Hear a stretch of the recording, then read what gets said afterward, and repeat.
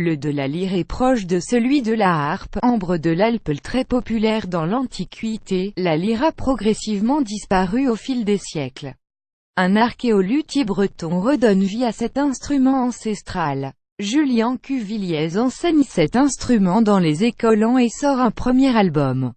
Dans le village d'Astérix et Obélix, le bar d'Assurance-Tourix est surtout connu pour être le souffre-douleur des habitants. Lors du traditionnel banquet qui clôture chaque album de nos vaillants Gaulois, il finit à chaque fois bâillonné et attaché à un arbre, privé de sa lyre.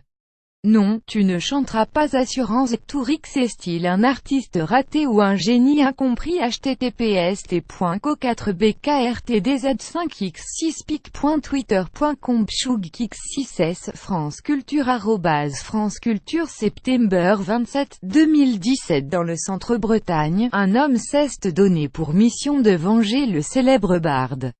Archéoluthier de profession, Julien Cuvilliés, 33 ans, a en effet entrepris depuis quelques années de faire renaître la lyre.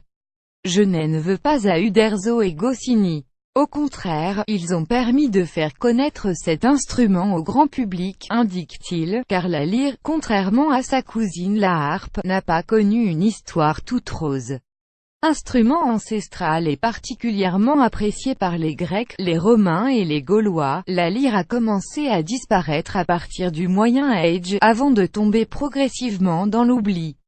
Il apprend la lyre gauloise dans les écoles bretonnes en Bretagne. La découverte à la fin des années 1980 d'une statue de buste à la lyre datant d'environ 100 avant Jésus chéri à Paul dans les Côtes-d'Armor va pourtant relancer l'intérêt pour cet instrument.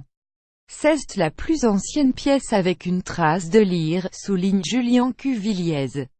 À partir de cette représentation, Julien Cuvilliés entreprend alors de fabriquer sa propre lyre.